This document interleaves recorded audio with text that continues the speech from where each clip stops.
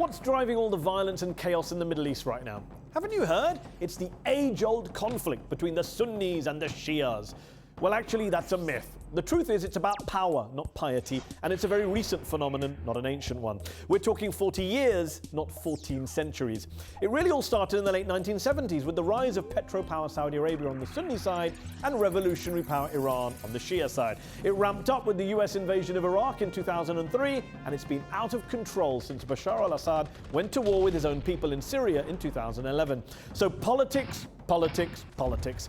Syria, remember, didn't start off as a sectarian conflict. It was young people protesting against abuses by security forces. It was part of the Arab Spring. Even today, the Russians, for example, aren't bombing Syria because they care about who succeeded the Prophet back in 632 AD. Meanwhile, Shia Iran backs Alawite Assad not because of long-standing theological ties, but because of geopolitics. He's their only Arab ally. After all, the Alawites were only deemed to be an offshoot of the Shias around 40 years ago.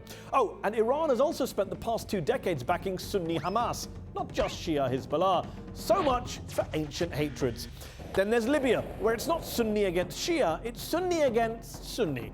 And of course Yemen too, where supposedly it's Sunni government forces versus Shia Houthi rebels, yet the Shias in Yemen are called Zaydis, and Zaydis aren't actually that dissimilar to Sunnis in their beliefs.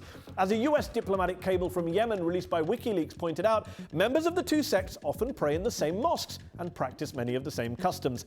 So a lot of this Sunni-Shia conflict narrative is just a product of lazy, simplistic, cliched journalism, which not only allows a whole host of Western governments to avoid responsibility for a mess in the Middle East that they helped create, but also glosses over the fact that yes, ISIL wants to kill every Shia it can lay its hands on, but most Muslims just want to get along with each other and aren't buying into the ISIL narrative.